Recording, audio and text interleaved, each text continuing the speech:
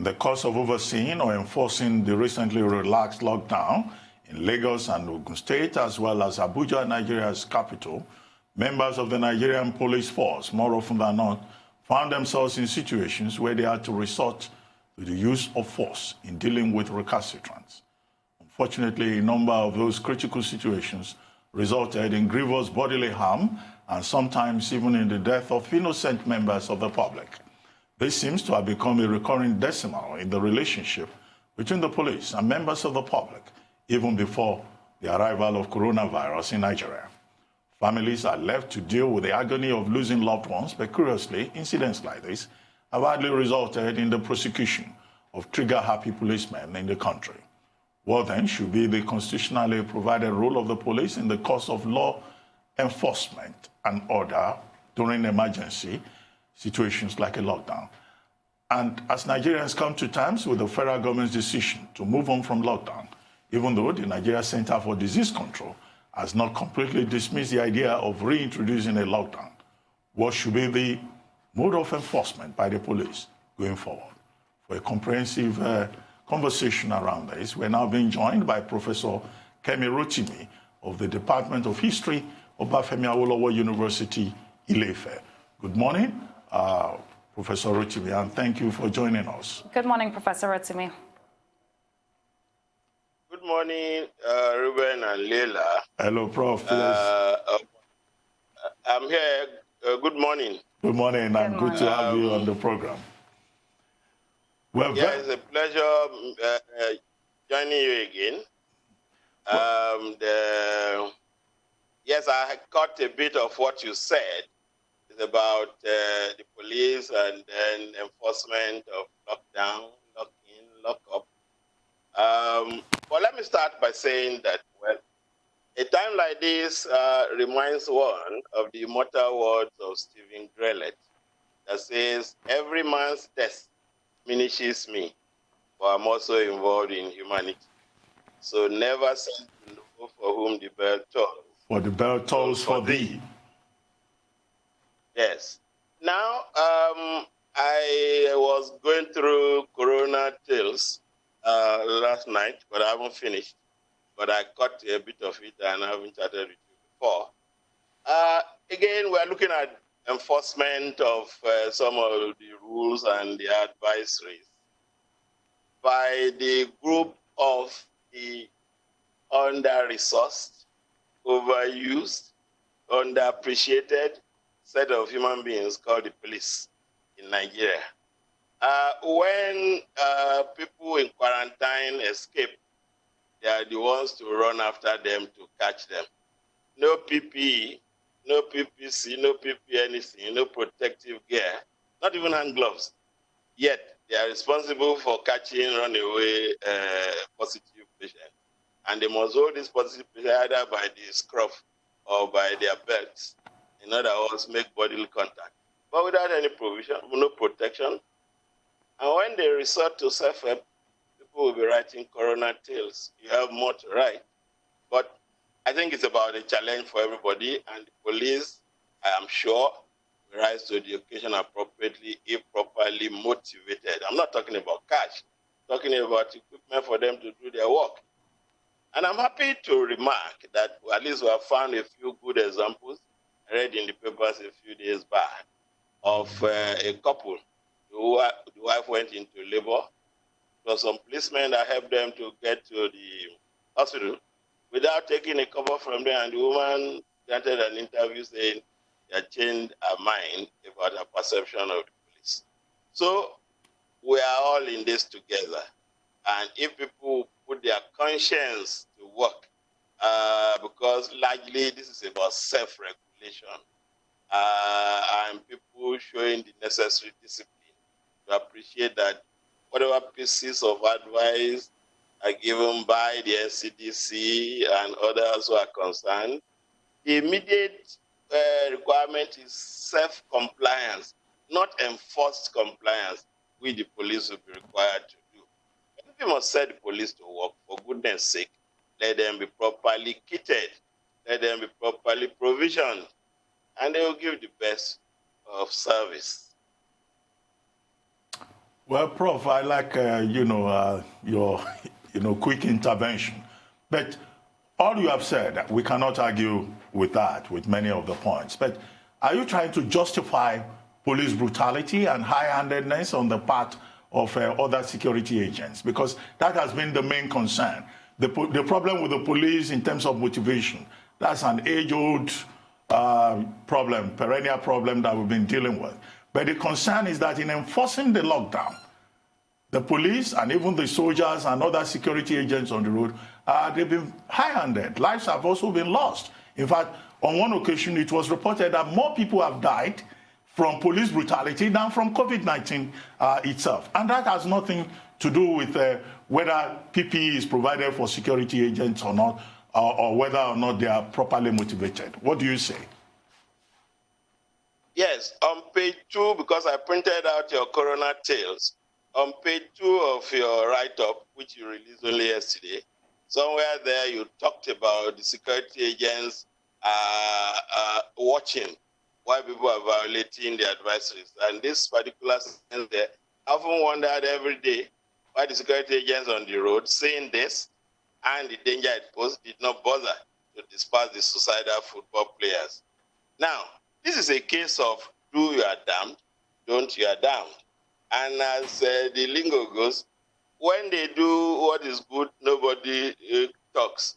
When they do what is not approved, nobody forgets. Now, you have this thing here. You are already you are complaining in your write-up that they were not doing their work. Now, in doing their work, you want to be very specific as to how they should do their work. Policing, as I've always said, like any other uniform service, it's about investing one man with state authority to affect the freedom of another. So you have tasked them with enforcing compliance. How should they enforce compliance? You cannot be exact as to what they should do or what they should not do. I'm not excited about brutality, but it's about people who wear uniform and what power they think it confers. But as I've said, you have found a case of some police officers who assisted a woman in labor to get to hospital. And they even attempted to give them honest, no, this is not for us. So even your piece, you're complaining about watching those who are playing the Corona Cup, and then they didn't do anything. Now they do something, and then you're complaining.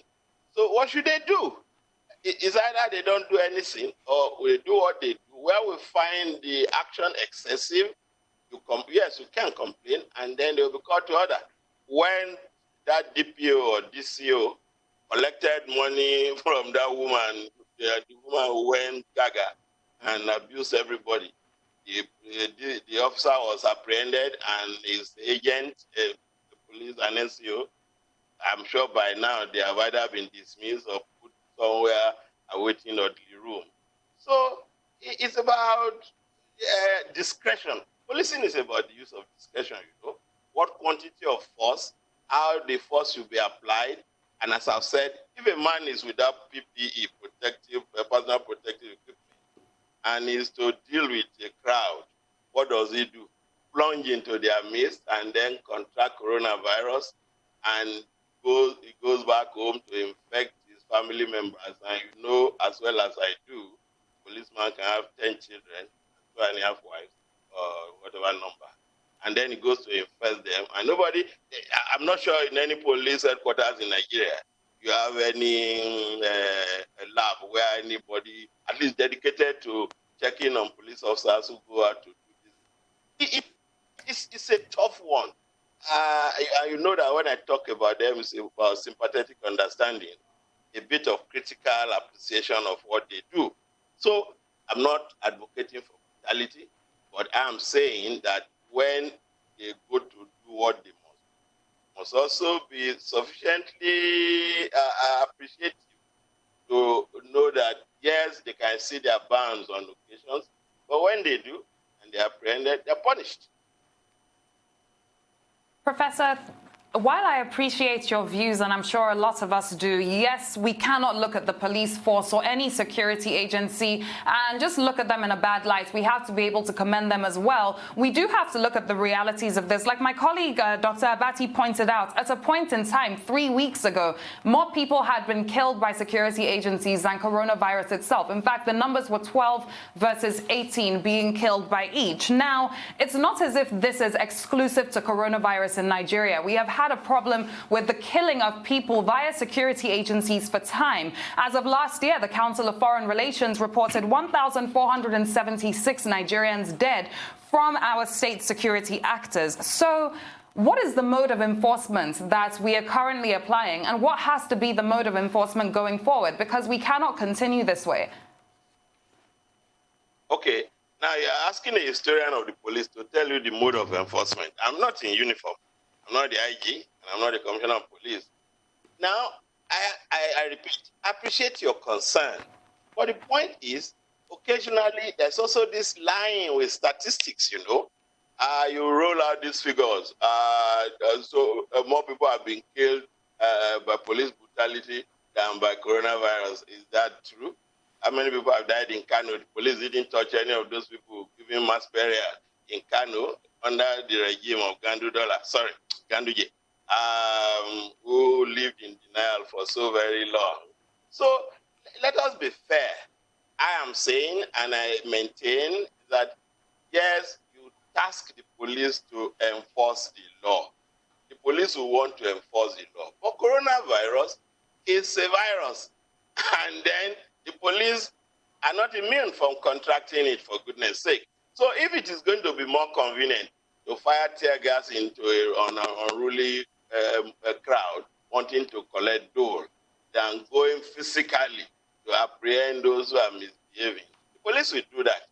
I mean, mark you, I've not said that they should shoot at anybody. Tear gas is not the same thing as gunshot. But it depends on what the policeman is carrying at that particular point in time. But I'm saying that police brutality, we cannot dwell on it as if that is the only thing they are remarkable for since the outbreak of this coronavirus. They didn't bring coronavirus to Nigeria. They have been tasked with doing this duty. And this is the point I keep making. The police is so crucial to our everyday living and the management of crises at any time. And oftentimes they are called upon, quote unquote, on an ad hoc basis. For instance, it's not as if in any given police station you are taking a roster, you know how many people will go to work in a given week, after which you also quarantine them to know how many may have contracted the disease. Probably the same set of human beings that you keep knocking their head to wake up from sun up to sundown to go and be apprehending people who are not complying. Just yesterday, I heard this thing from Delta about if you are not wearing the mask well, if it doesn't cover your nose, then you'll be taken to quarantine and then for 14 days. Who is going to apprehend you when you're not wearing the mask well? Now, the kind of duties the police are saddled with occasionally can even confuse them. And the thing is oftentimes overwhelming. And don't forget, everybody is psychologically sapped. So when once in a while they overreact or misbehave, let us not go on with the statistics. Many more people have been killed through police brutality. These people, Council of Foreign Relations or whatever, I mean, look, let everybody mind their business. I am not an unreasonable defender of police action or brutality, but I'm saying let us show sympathetic understanding. Let us do a case-by-case assessment. I've mentioned the man who collected some hefty sums on a given day. But for that woman who shouted out, might not have known how very bad the situation was. But the police not acted, was not apprehended. And then this case of police brutality, is it always the case that it is about coronavirus? If somebody has escaped from quarantine and is being pursued, and then the police cannot run as fast as the escapee, if he has something state gun to immobilize, if he uses it, what is the problem? You want him to apprehend and run away coronavirus positive patient. You say in the process, he has broken the man's leg. What should he do? So head or tail, you lose. I'm not comfortable with that. And I repeat, when they do what is right, nobody remembers. When they do what is bad or wrong, nobody forgets. A lot of the police. Well, Professor Rotimi, I mean, we're not in any way anti-police. We're just trying to reflect public concerns. But in some other jurisdictions, there are standard rules of procedure, even when those countries acknowledge the fact that COVID-19 is something new and it's an emergency. And there are protocols also, you know, even for security agents. Now, are you aware whether or not the Nigerian police has some standard rules of procedure or protocols or rules of engagement as to how the ordinary man can help enforce the lockdown? In this regard, I mean, you know, for example, should they carry guns? Should they carry rifles? Do you need rifles to enforce a lockdown? Will it not be better for the policemen to carry batons, which was the original main instrument of the Nigeria police? And, you know, what do you think in terms of procedure? Now, let me correct a historical inexactitude. It's not the case, that is not true, that originally they carried only batons. They carried batons for the Nigeria police force. Those members of Nigeria police have always carried them. Okay? Well, I'm aware that, you know, it was brought out of the West African Frontier Force, but you know, in Yoruba they are referred to as Olopa because of that particular baton. That's the sense in which I meant that. Let us not go into this lecture this morning about Olopa. When we finish this coronavirus thing, we'll go back to the Olopa thing. The Olopa thing is more about the NA police that grew out of the palaces of King, and not just this thing about MPF. The MPF was set up, and in any case, not quite out of WAF. The origins, take Terminus book, and if you have the time, or read my own chapter 1. Now, the thing about carrying guns has always been part of policing in Nigeria, and I think I've mentioned this before. When the British went out to govern, two philosophies of policing. One was for strangers to police strangers, the other one for likes to police likes. The one that is for strangers to police is what that still undergirds the MPF today, i.e., you want to badger people into submission because you are overwhelming them politically, so you need them to comply. Now, as for rules of engagement, whether they have, let us be charitable to them. They do. But part of the challenge they have always had is that even in the public relations department, they don't even know what to defend and they don't know what to put to the public. We have rules of engagement. For policing, you go out in a group, but you still have to act as individuals. Now, when the DPO has sent out the group that is to man the streets of Ile-Ife on a given day, he has given on the parade ground the necessary rules and whatever. What they go out to do, the minutiae of how they behave, no police officer can be exact as to what they will do. And in any case, even when you have given them the written rules about engagement, either they put it in their pocket or when reading, they turn it upside down for those who are not. So that is not about not having rules. It's about how the individual behaves when he goes out to work. Now, you said, should they carry guns? In fairness, carrying guns, since it is even now part of their accoutrement, when they go out, it may be in the media for coronavirus enforcement of advisory. But at the same time, in the course of tackling the violator of coronavirus, they may also tackle the armed robber who is fleeing, and then because of this lockdown, a lot of breaking, you live on the border of and Lagos. I knew when you were talking about people already taking advantage of houses who have been broken in. When the police go out, they must carry their guns because beyond enforcement of whatever rules are for coronavirus, there may be other duties that they have to respond to. So if he carries his baton and he has finished with badgering those who are not complying with coronavirus, then he now finds a thief. Will he rush back to the station to go and fetch his gun? Or by the time he has been mown down, then he will say, oh, if only he carried his gun. So it's a difficult thing, but I am not for brutality. But as for rules of engagement, back to your question, yes, they have rules of engagement. For me to categorically tell you that they have is to tell you that I've seen it. I've not seen it. I'm in Ile-Ife. The IG is in Abuja. Even the DPO in Ife is in Enwa. That's some distance from my campus. But they sure we have rules of engagement. how those who go out carry out their duties and not specifically spelled out.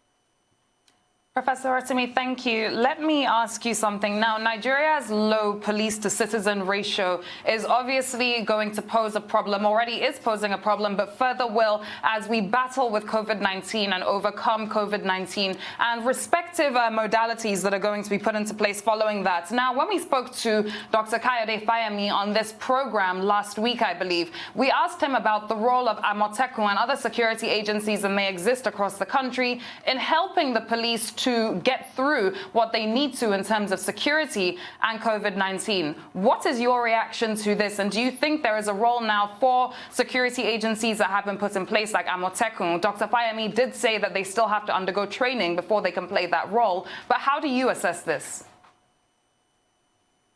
Dr. Kayode Fayemi, the executive governor of Ekiti, was part of the people who midwifed or packaged what is today Amotekun.